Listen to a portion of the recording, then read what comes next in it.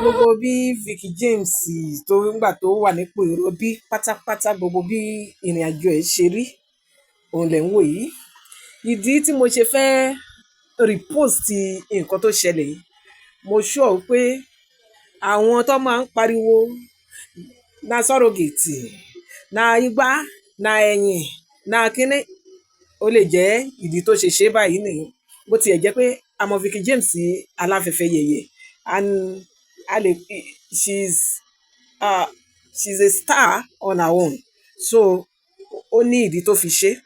Nǹkan tẹ́ wá ń wá kí gbogbo èèyàn wá máa ṣe leléyìí, ibi tẹ́ ẹ ti ń sọ pé rárá o ó lóyún kò lóyún, ibẹ̀ lẹ ti sọ gbogbo àwọn obìnrin aláìlérò tara wọn tí wọn lè dá nǹkan ara wọn ṣe àfi tán bá please social media àtọ̀rọ̀ ẹ̀yìn, ibẹ̀ lẹ ti rí gbogbo wọn tí ìmí àgbékùn síta, ìmí ò tiẹ̀ ní ìkan tiẹ̀ wà kò tiẹ̀ wọ, kò wọ bra kò wọ pátá kò wọ anything, ó kàn tù wòwò síbẹ̀ ó fọwọ́ bo ọyàn ó wá fọwọ́ kan bo ti bí.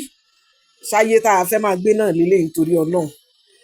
Mo lóyún mo bímọ sínú ilé mi tó bá wá ní mi ò bímọ wàhálà ti ẹ nìyẹn. So nǹkan tẹ́ fẹ́ rí náà ni Vicky James ń bá wa kó wá ní kankan o, lágbára Ọlọ́run á wòye o.